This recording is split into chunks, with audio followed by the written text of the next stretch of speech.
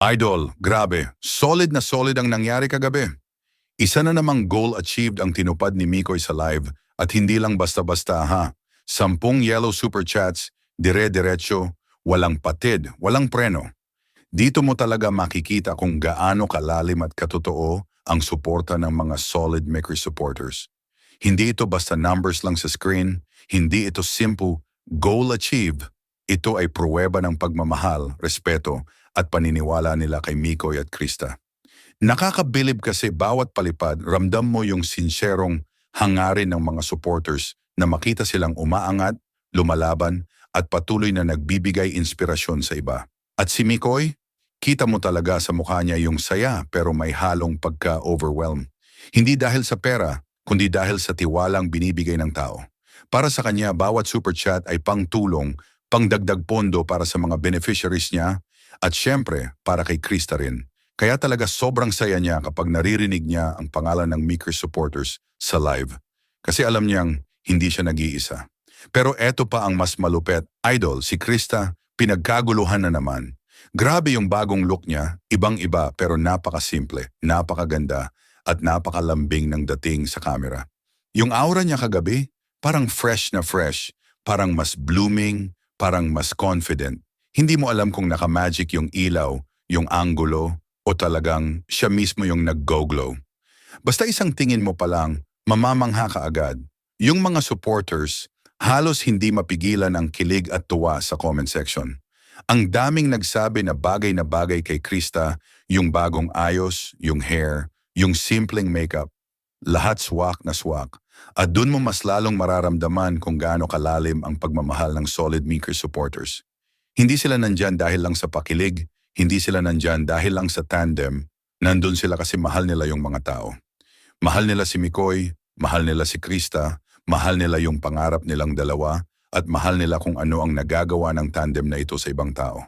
Kahit ilang beses nang tinamaan ng issue, kahit ilang ulit na sinubok ng intriga, kahit may mga nagsasabing mahirap buhayin ang tandem, eto buhay na buhay, mas buhay pa ngayon, mas solid, mas nagmamahalan, mas nagtutulungan, mas pinaninindigan ng supporters. At ang reason, simple. Hindi nila iniwan ang isa't isa. Kahit anong ingay ng bashers, mas malakas ang sigaw ng supporters. Mikris hanggang dulo.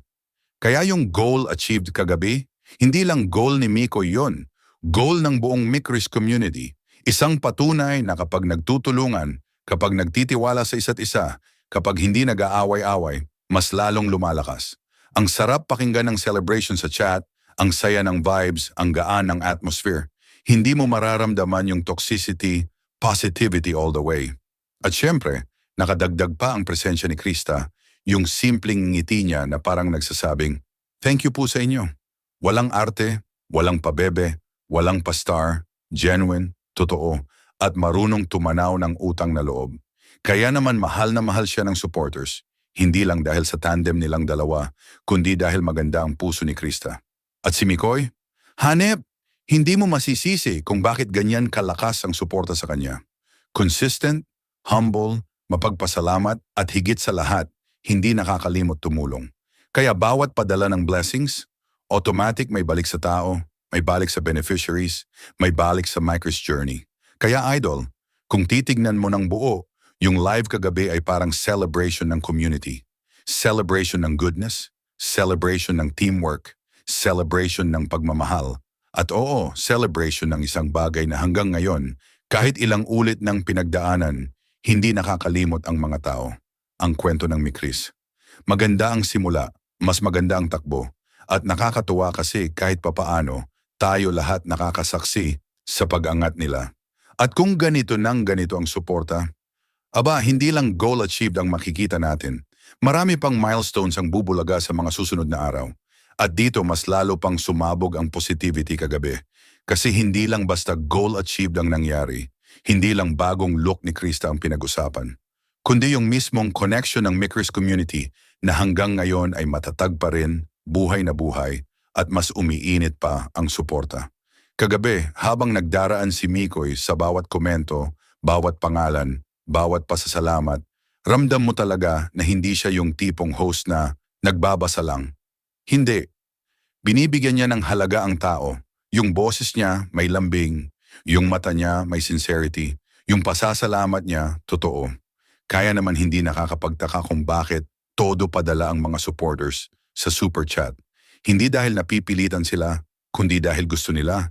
Dahil alam nilang bawat sentavo, bawat stars, bawat support ay may pupuntahang tama. At syempre, si Krista, grabe talaga yung atensyon na nakuha niya.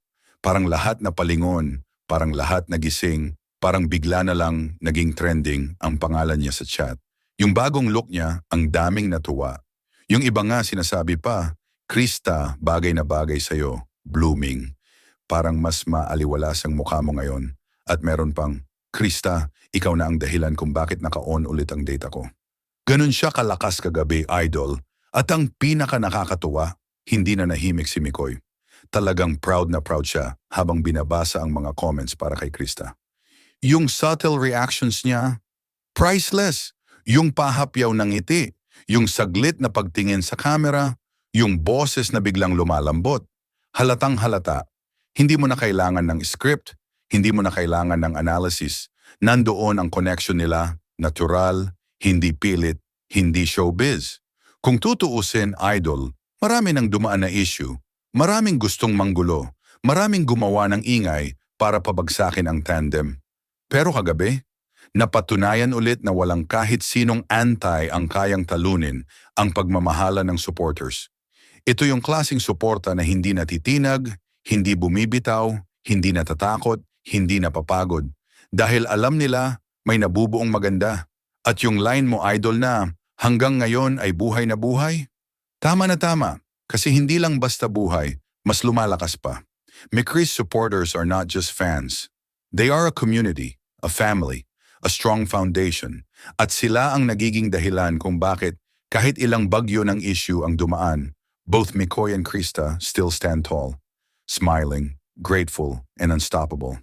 Kaya nung sinabi ni Mikoy na, "Thank you sa lahat ng sumusuporta," hindi lang niya basta sinabi yon. Ramdam mong galing sa puso niya. At nung nakita natin si Krista na parang blooming na blooming, hindi lang ganda ang nakita natin. Nakita rin natin yung confidence na nababalik, yung energy na bumabalik, yung spark na unti-unting lumiliwanag ulit. Tapos eto pa, idol, yung mga tao sa chat halos hindi na kumurap. Lahat ng galaw ni Krista, sinisigawan. Lahat ng salita ni Mikoy, tinatapunan ng emoji. Lahat ng milestones pinapalakpakan. Kaya kahit sino pa ang magsabing, tapos na ang McChris, naku idol, pwede nilang ulit-ulitin yan. Pero kita naman natin ang katotohanan. Mas buhay ngayon ang McChris kaysa dati. At wag nating kalimutan, sa likod ng lahat ng super chats, ng support, ng mga kilig na moment, nandun pa rin yung purpose ni Mikoy, ang tumulong. Lahat ng goal achieved na yan, hindi lang pampasaya sa live, hindi lang pang-maintain ng tandem, hindi lang pang-boost ng views. Ito ay pampakain, pampagatas, pampagamot, panggastos para sa mga beneficiaries na umaasa rin sa content niya. Kaya bawat palipad na tinatanggap ni Mikoy ay hindi nabubulok, umiikot at bumabalik sa taong nangangailangan.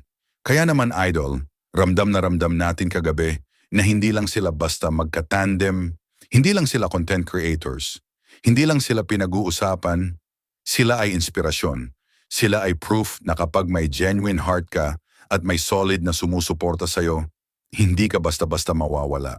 Kaya hanggang ngayon buhay ang McChris. At sa mga susunod pang araw, sigurado mas marami pang goal achieved, mas maraming supporters ang dadating, at mas maraming magandang chapter ang bubukas para kay Mikoy at kay Krista.